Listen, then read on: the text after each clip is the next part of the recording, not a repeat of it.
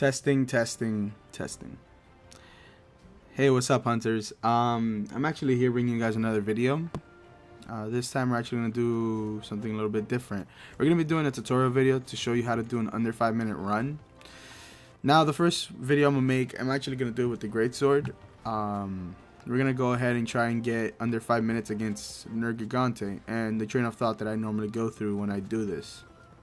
Now, I fixed up this build so it can be a little bit easier to make and maintain than for most people. I'm actually going to show you the build that I normally use, or the one that I actually use against Nergigante to get a 2-minute and 18-second time. Now, the build itself is not really different from the one that I'm actually going to make you right now. It's actually quite the same. This is the build that I used. You see, as you can see, there's like 3 crit boost jewels, but I'm also running the Kaiser Van Bracer arms, so I mean, you get a little bit of extra defense, but not too much, so it wouldn't really make a difference. As you can see, my defense is actually at 435, which isn't a lot. I think people love to run max defense or something, but right here I'm actually gonna take these off, and I'm actually gonna show you what I'm gonna do differently. So the first thing you want to do is just have the Kaiser, the Taroth chest piece alpha, so you can have those 2 crit boost jewels already slotted into the armor piece, and then actually switch the Kaiser Van Bracer arms for the Death Stench grips beta, so you can have 2 points on focus on the armor skill and 2 slot 1s. So right there, you're just gonna have to slot in your expert jewels. Now, slotting in your expert jewels will still give you 5, so it'll give you exactly what we had before. Having that 1 crit boost, this is what you're actually going to need, is 1 crit boost jewel on the top, so you can have 3 crit boosts. On the coil itself, you can actually choose to switch the coil out if you wanted to. If you wanted to run 7 crit eye jewels, or run just the 2+ attack, then go right ahead. Now, what you want to keep in mind when you fight with the greatsword, now the reason why you see me slotted in expert jewels over something like attack, because I could fill these up with attack if I wanted to. The reason why I don't do it is, for one, it's not necessary. You don't need 7 attack, and you definitely don't need it with the greatsword. The greatsword benefits more from higher affinity than having higher attack. The higher your affinity, the more crits you land. The more crits you land, the higher your damage output would be. Since the greatsword already maxes, it doesn't max out, but it already reaches about 1,138 with this build. This is without food buffs, so if you were to pretty much take the multiplication of crits with that, then that's what you're going to be getting. So let's actually go right ahead. Let's go right ahead and actually get ready to fight Nerg. So this is just to show you what I normally make and normally do to get ready for the sub 5. Now, you can always shoot for faster. I'm just trying to help you get sub 5, because if you get sub 5, you can pretty much do, maybe, what is it, like about 10? No, I'm probably doing the math wrong. Maybe about 10 of them. So let's go right ahead. Now, the food buff, I normally go for large. I just recently started to pay attention to food buffs when I picked up the charge blade, but I normally just go for large. So over here, the mantles you're gonna want to use. I'm sorry. The mantles you're gonna want to use is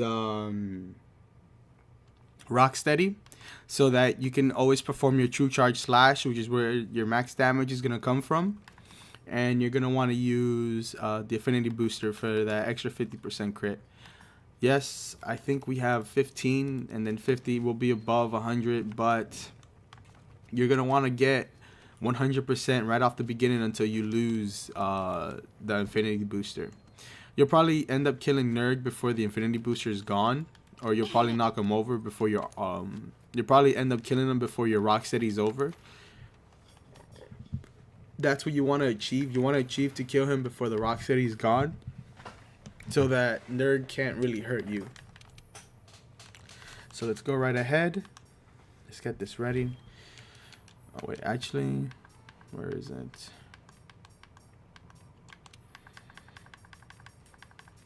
Yeah, already know that's the one I have to use. All right, cool. Thought I had another one.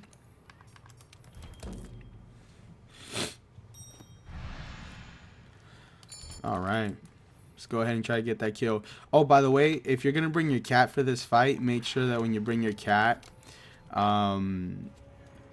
make sure that it has the buffs that you want. I can either be the choral orchestra or what's the other one called? The Meowster. This is a big Nerg.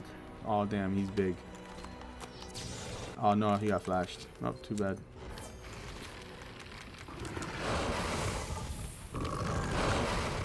Alright, so we're gonna have to do it here then.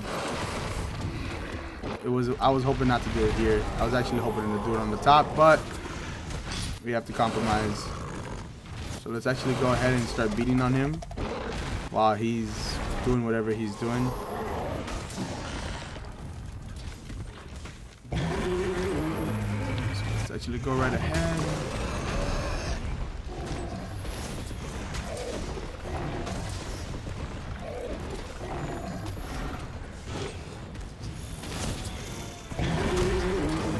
Alright, he's probably going to turn around and get hit with this full-on hit, but let's go right ahead.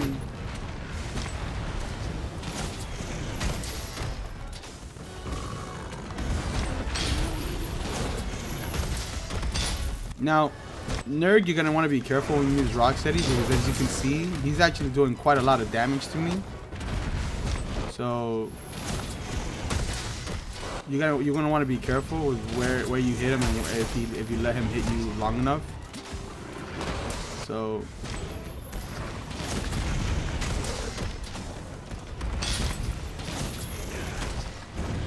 there we go. So right there is what you wanted to do. Once you hit him in one of those spots that have spikes, you're gonna want to get these going over and over again so that he falls, just like that. The charge 3 is the one that matters. There we go, 800. You do the charge so you don't get knocked over. And let's try and land it on the tail. Nah, we missed. Alright, well, we're actually gonna have to go kill him in that room.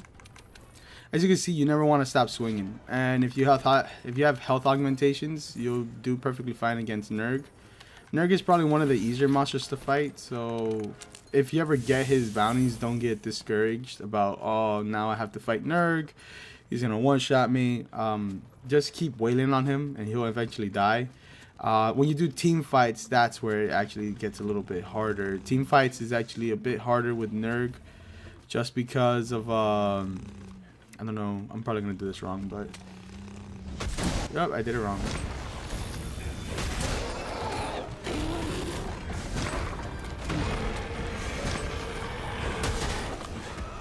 Oh damn, I was hoping to hit that one.